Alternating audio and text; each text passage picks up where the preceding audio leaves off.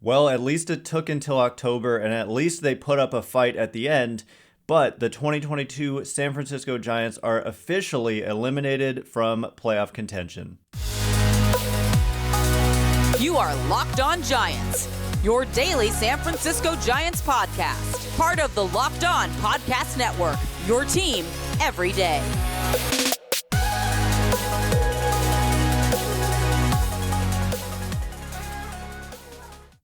Hello and welcome to Locked On Giants, part of the Locked On Podcast Network, where it's your team every day.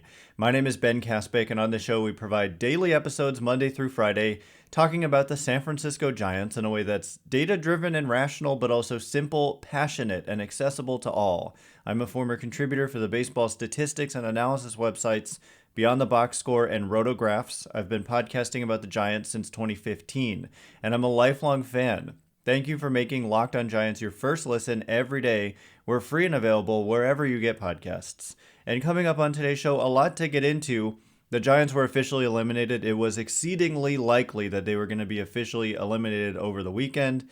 Friday was a bad day, even though the Giants won, in that the Phillies won and the Brewers won. And so it meant at that point the Giants needed to win out 6 games, no losses allowed. And they needed the Phillies and Brewers to lose all of their remaining games, like 13 or 12 or 11 games combined, which just wasn't going to happen. And so the Giants lost on Saturday, which sealed their fate. Phillies went on to win later in the day anyway. So the Giants were getting eliminated no matter what over this weekend, it turned out, even if they had swept the D-backs, which they didn't. But, I mean, the Giants, look, they're 11-2 over this stretch where they played nobody but the D-backs and the Rockies. And coming into the year, we had this circled. That was supposed to be the end of the season prior to the lockout moving this last series of the year against the Padres. That was supposed to be the first series of the year. And so your season was supposed to end with all these games against Arizona and Colorado. It was supposed to be a period where you could take advantage and make a strong push at the end.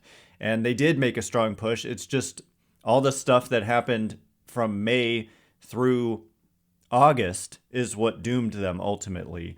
And so, 2022, no matter how it finishes here, the Giants did get to 80 wins. And so just one win in San Diego, and they'll be at least 500. I mean, one win would mean they will be 500. 2 wins or 3 wins would mean above 500 on the year. But ultimately, it's going to go down as a disappointing year, missing the playoffs, coming off of a franchise record 107 wins. And if the Giants get swept in San Diego, then they still would be below 500. So personally, I'm happy that they're in a good position to finish at 500 or better. Just the competitor in me, I just don't like being below 500. I don't like it at all. I certainly don't like missing the playoffs. I think it is a huge disappointment. And when we look back on the season, what's going to stand out, and we'll have an episode where we kind of do a post-mortem and look at the numbers and what ultimately doomed the Giants, but it was the position players. The position players didn't do enough. The bullpen as well. The starting pitching ended up being really good, and even the run scoring was okay. It really was the defense of the position players, just the total package of, they didn't have like any great position player impact talent. You've got guys like Jock Peterson, but he's limited in that he's a platoon guy and he's not great defensively. You've got guys like Thairo Estrada, who were good defensively by some evaluations, were good on the bases, but just didn't hit all that much to be a true impact talent. And so this is something we saw coming going into the year. Like I graded the Giants. I was asked to give them a grade for last offseason and gave them a C-, and it was about not doing enough on the position player side. And there was a lot of impact talent out there to sign in free agency. Corey Seager, Marcus Semien, Carlos Correa. I'm blanking on a number of other guys. A lot of shortstops were out there, and there will be shortstops again. And so, I don't know, in a way, it should be really disappointing as a fan because they kind of just wasted our year. If you're like really invested in the Giants, this is kind of a lost year in a lot of ways. And there wasn't all that much positive development to take place. There was some. David Villar had the walk-off hit here for the Giants on Sunday to win the game. the finale at Oracle Park this year. And his development has been an important part of the season. And down on the farm, in their minor league system, there certainly were really good stories and breakout performances and guys getting closer. Kyle Harrison, the season he had, Vaughn Brown, Marco Luciano. It was an up and down year with injuries, but he progressed somewhat and should start the year in Double-A. Casey Schmidt. So there was a lot that went right down on the farm. But at the major league level, I mean, when we look at the overall numbers for like Joey Bart and the fact that he was better after getting called up, well, he's really gone cold again in the month of September. Now we're in October, but the strikeouts are back and just the overall season line is not really something to get all that excited about.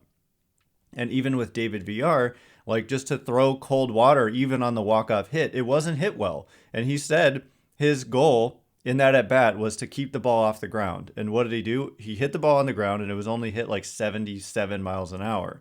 So it just actually was kind of fortunate that it even snuck through. So look, we're not going to overemphasize one plate appearance, but that could easily have been just a weak ground ball right at one of the drawn-in infielders, and they were thankful that it snuck through. And so for Villar, I mean, what we've seen out of Villar is he also has had defensive issues at times, and the quality of contact just isn't always the best. Like the expected numbers are significantly worse than the actual numbers. And so all I'm trying to say out of this is that even the young players they did have come up and show something at the major league level, it's not like we're looking at something to really, really get excited about for next year. If you had like, say, Kyle Harrison and Marco Luciano debuted and just really were good, and they debuted in the last couple months of a season, that would be something to get really excited about. But when I see Villar and when I see Bart, I think maybe they could be something significant moving forward. But there are definitely areas of caution when I look at them. And so, I don't know. Ultimately, it's going to go down as a year that not a ton of great developments happened at the major league level. There were some, like I mentioned, Thairo Estrada earlier. He's been their best position player by a good margin. And because the total package is actually solidly above average. When we look at it's a slightly above average bat, you're getting solid defense and you're getting good base running as well. He stole his 20th base of the season over the weekend. So, I mean, he's a 15 homer, 20 steal guy who hits for an above average and can move around the diamond. When I say an above average, I mention that only because it lifts everything else up. And, he doesn't strike out a lot. He's versatile, has played outfield, second base, shortstop. And it's important going into next year with the banning of the shift, having a guy who can be rangy at the second base position. So it is a boon for a guy like Thairo Estrada and a detriment for a guy like Tommy La Stella, who may not be on the Giants next year, even though the Giants owe him $11.5 million next year. It was like an $18.75 million 3-year deal, but super backloaded. And so they owe him most of the money next year. And I'm not sure that they can afford, and when I say afford, I don't mean financially. I mean just team roster construction wise. I don't know that they can afford to have him on this roster taking up space in 2022.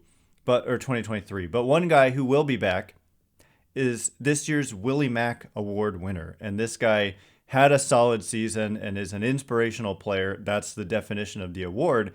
So we're going to get into who won the award and what he's meant to this team this season in just a minute. But first, if you haven't tried Built Bar Puffs yet, you are depriving yourself of one of life's greatest joys. Guess what? There's a new flavor. Delicious, indulgent cookie dough. It is seriously my personal favorite. Covered in chocolate, that's right, Built has done it again. Let me introduce you to your new favorite, and my favorite, cookie dough chunk puffs. Have a light and chewy texture, real cookie dough chunks, and of course they're covered in 100% real chocolate. All the joys of eating cookie dough without the hassle of making it, plus it's healthy for you. Cookie dough chunk puffs are only 160 calories, and they have a whopping 15 grams of protein. You're going to love the new cookie dough chunk puff, whether you need a snack for your workout, a late night treat, or just to grab a quick bite. Built is the perfect protein bar, and they taste better than a candy bar. Ditch the calories, fat, and sugar. grab yourself a Built Bar. Go to Built.com, use promo code LOCKEDON15 and get 15% off your order. Use promo LOCKEDON15. All right, as promised, the Willie Mack Award winner. I thought it was going to come down to two players. It probably did. And the winner, ultimately, was a great choice. This is Wilmer Flores, who just has become a serious leader figure on the San Francisco Giants. And I think that there were some quotes that got lost. I hadn't actually seen them until we had some articles written about the Willie Mack Award win for Flores. It might have been Alex Pavlovich who referenced some stuff that Farhan Zaidi had said when they signed Flores to the extension that they signed him to just a few weeks ago. So if you missed it, Flores was extended. His contract was up after this year. He was going to be a free agent. And they extended him to this slightly unusual deal, $6.5 million in 2023 and 2024, plus a $3.5 million player option for 2025. But if Flores says, no, I don't want to accept that $3.5 million player option, the Giants then get an $8.5 million club option for that year. And then the Giants can decline it, and then he would be a free agent, or they can pick it up, or they could work out something in the middle. But anyway, it's a guarantee of $16.5 million over 3 years if Flores wants that third year for 3.5. So a big deal that they've kept this guy around. And the quote that I was referencing that I didn't see until recently was Farhan Zaidi was saying, this is a team that's going to get younger over the next couple of years. And it's vitally important. This is not a direct quote. This is me going off of memory. But he said it's vitally important that you have veteran players like this who are just great examples and great mentors and can just, be that veteran presence that these young players need to kind of guide them. And especially, Flores speaks English and he speaks Spanish, and that definitely is a positive when you're talking about this. And the Giants certainly have some Latin talent coming up through their minor league system. And just having him around, and the fact that he wins this Willie Mack Award, and just the genuine smile on his face as he's walking out onto the field to accept the award, and then in his speech kind of recognizing that his parents were there and he didn't know that they were going to be there, and just this huge smile that came over his face, and the hugs that his mom was giving him and his dad, they were just so happy for him. And I'm so happy for him, and I'm sure you are as well. Like, it's just kind of positive vibes all the way around for Wilmer Flores, and he has always had this reputation. Everywhere he's gone, he's been beloved. Like, Mets fans, it was a while ago that he last played for the Mets, but when the Giants go there and Flores gets introduced, he gets huge ovations still. And I mean, that would be the case if he left the Giants and came back. I feel like the fans here would do the same thing. So he's become just a super popular and important player for the Giants. And I mean, it was a 3-year deal that he originally signed, and then this is 3 more years. And so it could end up being, I mean, it's 2 years plus an option that's a player option and a team option. So if I had to guess, he'll probably play that out, and it will end up being 6 years that Wilmer Flores will be here with the Giants. And so, I mean, that's a long commitment this front office hasn't really made those types of long-term commitments. I mean, yes, we're talking 3 years and then 2 years plus an option again, but when all is said and done, it's going to be a long time. And so that's how much he has meant. And just as a hitter, just as a player, he's, not the best defensively, but he's solid enough where he can make kind of the routine play. I just mentioned that with the banning of the shift next year, guys with less range become less valuable and guys with more range become more valuable. At the second base position is particularly what I'm thinking, because with the shift, you could just back that guy way up into the shallow outfield, and range is less important. They kind of just hit it in your vicinity. You just come and get it and throw them out. But now if you're on the dirt, you need to be able to range to your left and right. And I don't know, Flores, he kind of probably loses a little bit of value that way, but he's still a guy who can play first. He's a guy who can DH. Third base, I think range is not going to be as important. It kind of never was, except they did shift a lot to the right side of the diamond, actually. But so range actually becomes less important, perhaps, at third base with the banning of the shift. But I don't know. He's just a solid all-around player. And in his Giants career, he's played 342 games, 1,237 plate appearances, 49 home runs, 249 batting average, 323 on base, 438 slugging. It's an overall production that's been about 10 percentage points above league average, a 110 weighted runs created plus, with 100 being league average. This year, it's just at 105. So actually, over the last 3 years, if we want to look at it this way, it's declined every year. 119 in 2020. 2020, of course, not a full season, so we don't know what it would have been over a full season. 112 in 2021, and then 105 this season. But, I mean, he went into a slump around the time of the extension for a few weeks there, but he seems to have come out of it in the last several days. And so it's good to see. I mean, it's just not like a super expensive contract or anything, and so he doesn't exactly have to produce like an impact player for this to be worthwhile. And Farhan Zaidi really made it sound like a significant amount of Flores' value to the team is the impact he has on his teammates. And also, I mean, he's apparently always in the gym. Like, he is just, his work ethic is off the charts. And there was, just his willingness to take on different roles in stride and not cause issues, not be selfish about, I don't want to move around. I want just one position, or I don't want to pinch hit. I want to play every day. I don't want to be on the bench as much as I am. He's just willing to take on all these different roles. He's willing to kind of embrace the pinch hitting role. Whatever they ask him to do, he's been willing to do it. And that, since they do so much of that, they think it's important that he sticks around, and they just really value what he brings to the table as an overall person and player. And by the way, the production this year, Fangraphs pegs is worth about $13 million just for this year alone, and last year about $12 million. So the fact that he's going to be making $6.5 million per year, it kind of goes to show you that he could be significantly worse than he's been and still be worth that contract. So congratulations to Wilmer Flores. He's one of my favorite players on this team. No, he's not a star, but he's just a solid kind of role player for this team. And they need some star talent, but if you can have some star talent and have the Wilmer Floreses of the world, I mean, think about it. The Giants have a really good shot to be 500 or better. You just need to win one game of their last 3.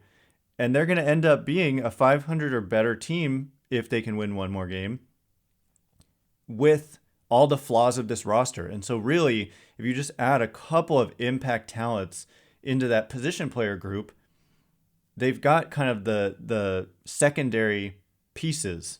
The Wilmer Floreses, Jock Petersons. I know Peterson's a free agent, but they clearly can build like the depth required to kind of keep themselves as a at least decent team. And it just takes a couple of true impact talents to put you over the top. And they had that last year. Posey, Crawford, they performed, and Belt, when he was on the field, like true impact talent. So, coming up in just a minute, Logan Webb placed on the injured list. Giants attendance, the lowest it's been at Oracle Park in their history. We'll get into those topics and a little bit more. But first, all right, as promised, just a couple of loose ends to tie up. I did want to mention that Logan Webb was shut down for the year. They put him on the injured list. I think it's more of like a procedural move. It allows them to add another player to the roster. They decided to shut him down. They said they were going to keep running him out there as long as they were officially alive. But since they were eliminated and he has some back tightness, they just decided to shut it down. And he ends up with 192 and a third innings. It's the most he's ever thrown by a significant margin. And so when all is said and done, Logan Webb's earned run average last year was about 76 points above better than league average by ERA minus. Okay. And then this year,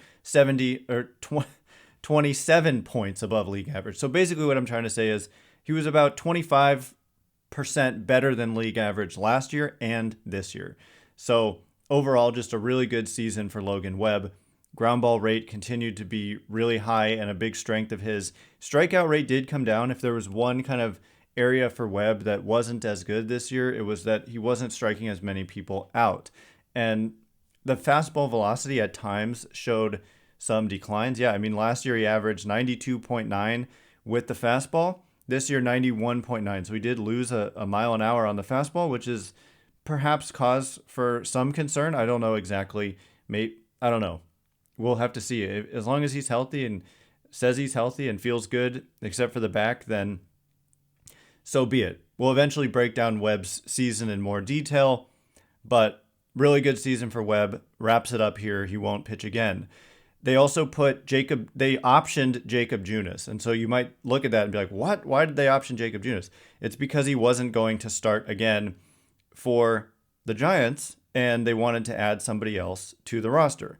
And so they did that, and then they brought up Sean Jelly, and they recalled Luis Ortiz, a guy in that bullpen, that new look pen that has actually done a really nice job in the month of September and October.